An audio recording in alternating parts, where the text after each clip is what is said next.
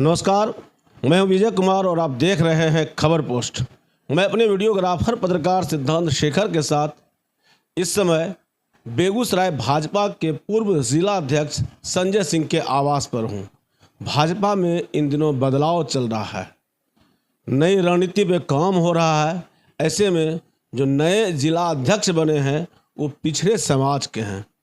ऐसा वर्षों के बाद हुआ है या पहली बार हुआ है कि किसी पिछड़े समाज को मनोनीत किया गया हो जिला अध्यक्ष के पद पर। इससे पहले भूमियार समाज के लोग अध्यक्ष बनते थे। एक बार सिर्फ कार्यकारी अध्यक्ष बने थे जयराम दास, जब संजय सिंह ने जिला अध्यक्ष पद छोड़ा था उस समय। तो हम अभी जानेंगे इनसे, पूर्व जिला अध्यक्ष से, कि जो भाजपा में बदलाव चल रहा है उसको ये किस रूप में देखते हैं। आप किस रूप में देखते हैं कि राजीव कुमार वर्मा जो पिछड़ा समाज से आते हैं वो जिला अध्यक्ष बने हैं। राजनीति जब आप समग्रता से विजय भाई देखेंगे तो जब हम समरस समाज की बात करते हैं, तमाम हिंदू एकता की बात करते हैं, तो ये प्रयोग बहुत पहले होना चाहिए। एक समय आया था, आपने जैसा कहा कि जब मैं जिला अध्यक्ष था और मैं किसी कारण से जब मैं रिजाइनेशन दे रहा था तो उस समय आया तो मैंने ये चीज़ कहा था कि बेगूसराय में अभी तक एक समाज के लोग अध्यक्ष बने हैं, क्यों नहीं हम किसी पिछड़े और अति पिछड़े समाज खोल के बोल दीजिए। समझ रहे हैं, मतलब एक समाज बेगूसराय है तो मतलब भूमियार समाज के लोग अध्यक्ष बने हैं। एक गौरीकांत झा जी ब्राह्मण समाज के बने थे, तो वो भी सवर नहीं थे, वो भी सवर नहीं थे, तो क्यों नहीं एक पिछड़ा अति पिछड़ा समाज का अध्यक्ष बनाया जाए। और जयराम दास के रूप में इसका हम लोगों ने एक उस समय के जो भी संगठन महामंत्री थे, प्रदेश अध्यक्ष थे, सब लोगों के राय विचार से हुआ। लेकिन फिर मेरे जाने के बाद कालांतर में फिर वहीं सवर्ण का आना शुरू हुआ। सवर्ण का आना कोई खराब बात नहीं है, सवर्ण आए अच्छी बात है। लेकिन मैंने कहा ना कि हम जब कहते हैं कि राम युग आएगा तो कैसे आएगा? राम युग तब आएगा जब हम सबरी के जूठे बैर खाएंगे। राम युग तब आएगा जब हमारी शिक्षा, हमारा रहन सहन केवट के साथ होगा। ऐसे गुरुकुल में जब पढ़ेंगे, एक समान भाव रहेगा, तब जाके ये चीज़ होगा। और आप कह रहे हैं राजीव जी के बारे में, तो मैं राजीव जी को धन्यवाद देता हूँ। आज भी मैंने राजीव जी को कहा कि आप ऐसा काम करना कि कम से कम आने वाला जो दूसरी पीढ़ी होगी, तीसरी पीढ़ी होगी, तो ऐसा लगे कि पिछड़ा समाज नेतृत्व कर सकता है, क्योंकि देश में कर रहा है, राज्य में कर रहा है, तो बेगूसराय में क्यों नहीं। तो ये आप पे एक ये भी दायित्व का बोध है कि आप उस समाज को साथ में लेके चलें।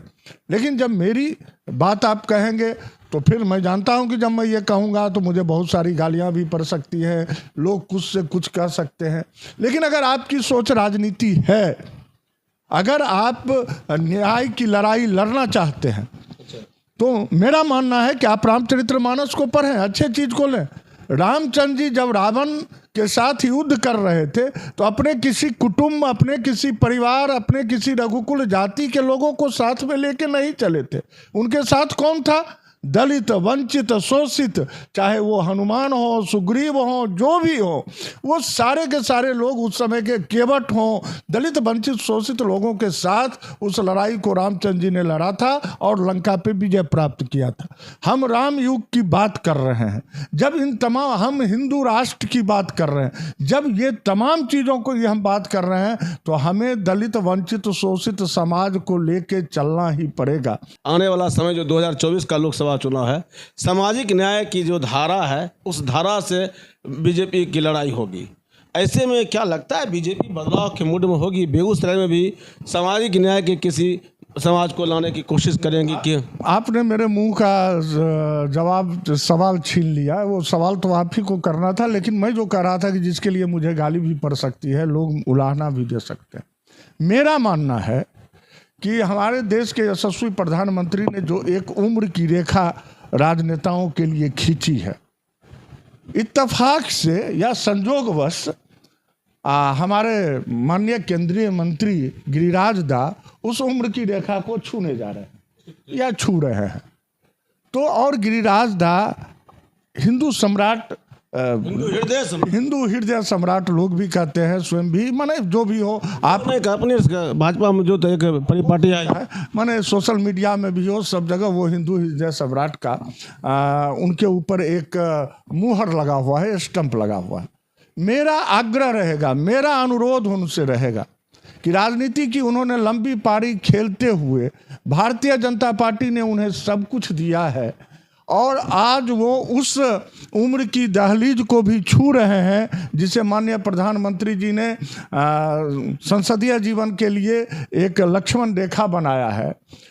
तो जाते जाते गिरिराज दा, यहाँ से किसी पिछड़ा, अति पिछड़ा, दलित, वंचित समाज के कार्यकर्ता को 2024 में प्रतिनिधित्व करने का मौका देके भारतीय जनता पार्टी को बेगूसराय में एक एक घर में, दिल में पहुंचा हुआ तो है ही, लेकिन एक एक व्यक्ति के दिल में पहुंचे और उनका जो संपूर्ण हिंदू राष्ट्र की कल्पना है वो तब जाके पूरा होता हुआ दिखाई पड़ेगा। अतः मेरा तो मानना है सर, मैं तो इस चीज को मानता हूं। बेगूसराय में संभव है? क्यों नहीं संभव? बहुत बड़ी बात कर रहे हैं आप, उस पूरे समाज को दरकिनार करने की कोशिश कर रहे हैं जिसका संसदीय इतिहास ही रहा कि आज तक दूसरा कोई बना ही नहीं है। नहीं, मैं उस समाज को दरकिनार नहीं कर रहा हूं सर। इसका प्रयोग हमारे जदयू के मित्रों ने किया और भाजपा ने सपोर्ट दिया था माननीय मुनाजिर हसन जी के रूप में। इसका प्रयोग माननीय लालू यादव जी ने किया राजवंशी महतो के रूप में। नहीं, जिसमें भाजपा और जदयू साथ थे तो मुनाजिर हसन के रूप में विजय भाई ये प्रयोग हुआ है। तो जब हम जदयू के साथ मिलकर इस प्रयोग को कर सकते हैं, आज जब हमारी बारी है तो हम क्यों नहीं दिखा सकते कि हम भी इस काम को कर सकते हैं। बड़ा दिल दिखाना पड़ेगा और कोई भी बड़ा काम छोटे दिल से नहीं होता है विजय भाई। मैं किसी समाज को दरकिनार नहीं कर रहा हूँ। उस समाज के लोग यहाँ पे माननीय भोला बाबू हों, चाहे माननीय गिरिराज जी हों, रामजीवन बाबू हों, अनेक लोग उस पद को सुशोभित यहाँ पे किए। मैं केवल ये कह रहा हूँ कि उन लोग फिर आगे चल के हो सकता है कि उस समाज के भी लोग आवे, फिर अगले समाज के लोग आवे, रोटेशन होते रहना चाहिए। एक आदत है ना कि रोटी सरा क्यों, पान का रोटी जला क्यों, पान का पत्ता सरा क्यों।